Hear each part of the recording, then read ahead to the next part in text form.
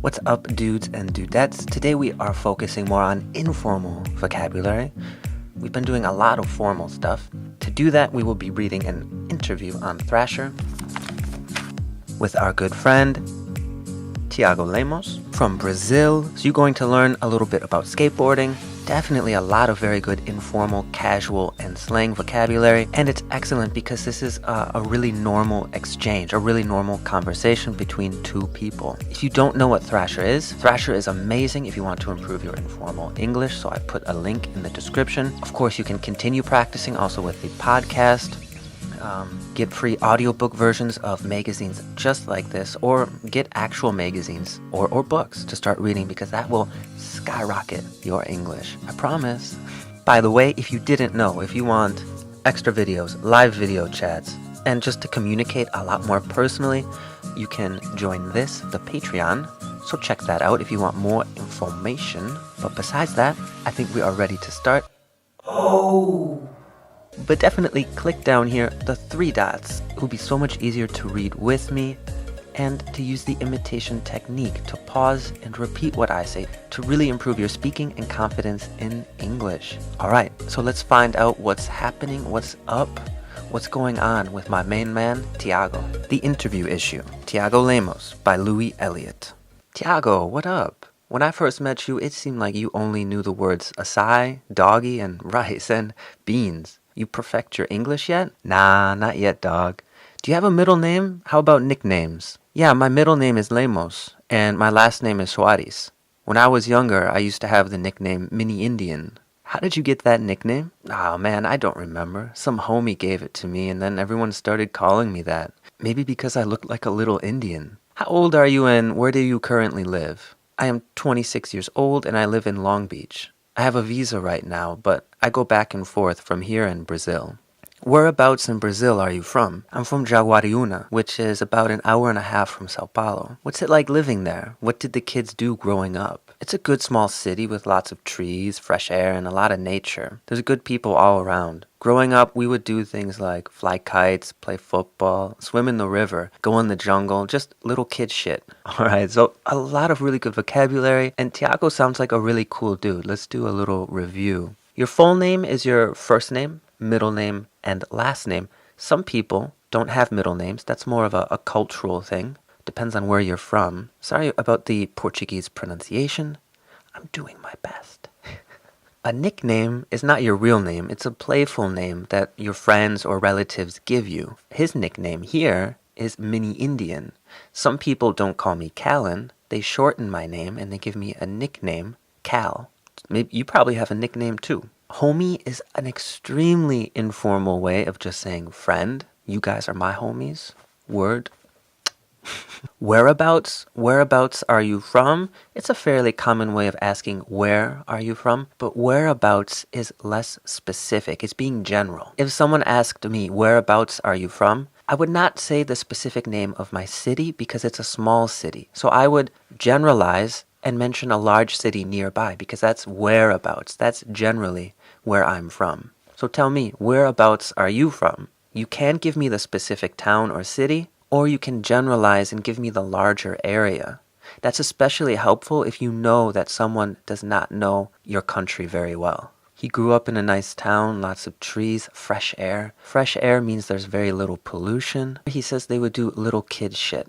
To add shit at the end like this just means stuff. It's a little vulgar, but it's very common. For example, what are you doing today? Well, you're doing English shit. So you can use it in a negative way too, to mean it's something you don't enjoy. Or again, you can just use it in an informal way to mean stuff. All right, let's find out more about Tiago.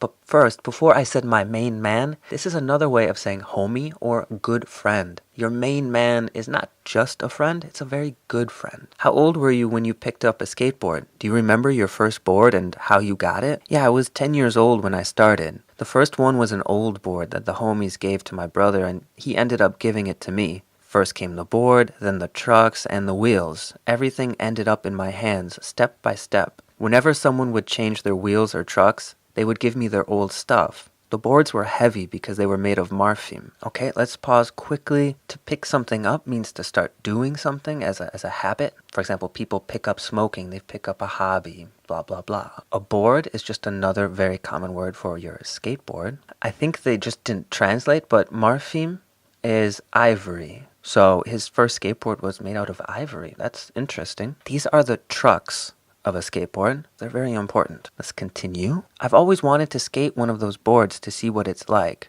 No, you do not. They're so heavy and they hurt when they hit you. What was it like skating a maple board for the first time as opposed to marfim? I could do tricks so much better. Everything would actually pop. They feel so much better. You said your hometown was covered with a lot of nature. Where would you go skate when you were a kid? I would skate around my house, in the street with my friends. After my brother took me to the skate park, that was a little far from my house. I just started to go there every day. My older brother got me into skating when I was younger, and I would always want to go skate with him. Would you go skate with your brother a lot? Does he still skate? Yeah, he taught me a lot of things. Crooks, feeble grinds, and how to drop in on quarter pipes. He doesn't skate anymore. I've tried to push him to start skating again, but he wasn't into it. He was so good too. I saw him doing a lot of crazy tricks. Things like kickflip, backtail, backside flips. Now he's a working man. He has a kid and goes to church with his family. Alright, so these words here, those are just some skateboard tricks. That's not very important for us right now. For something to pop means to jump. Especially with a skateboard. To have good pop means to get a lot of air. For the board to actually push off. But you can just use this for general things too. If it pops, it jumps. It really gets off the ground. The only skateboard term I'll focus on here is a quarter pipe. This is a quarter pipe. You've probably seen one. A skate park is where you go to skateboard. It's a park for skateboarding. Do you remember the point where you fell in love with skateboarding? I went to Barcelona when I was 18 or 19 and got a taste for how skateboarding really was. From skating spot to going on filming missions with filmers and photographers. I saw how everything in skating was. Seeing all of that firsthand just blew my mind. I knew that it's what I wanted to do with my life. Alright, so he went to Barcelona. He saw a lot of cool stuff. To see or do something firsthand means to do it or see it yourself. It's not on TV. You're not reading it. You are doing it. And if something blows your mind or if it blows you away, you are astonished. You are very, very, very impressed. Were you into anything else that you dropped at the time for your skateboard? Well, I was really into flying kites. Sometimes I would stop skating for a while to play with them. It's different in Brazil because you battle to cut each other's kites down. Before you fly it up, you'd attach a piece of glass to your kite to cut the line of your friends. There would be a lot of them just floating around, going at it. Whoever goes down, you have to run to try to get your kite back before anyone else picks it up. If someone touches the tail before you do, it's theirs to keep forever. That's pretty cool. I didn't know about this kite flying culture in Brazil. If there's any Brazilians watching, tell me what you think. Is it really that popular? And do you fly kites or did you fly kites? If something is floating, it's in the air. It's not really moving. There's really no speed. You can be falling or just staying in the air. But again, you're just kind of there. To go at it here means to kind of be fighting. Let's go at it. It's like, let's fight. Very different. To have a go at something means to attempt something. Alright, so Thiago seems like a really cool guy. If you want to continue this interview, again, you can go to the Thrasher website. And if you want to continue practicing English in general, the podcast is available. You can get audiobook versions of a lot of magazines or just start reading physical magazines like this or other books. I will be waiting to see your questions and comments, especially from any Brazilians who are here. That's it. Ciao, guys.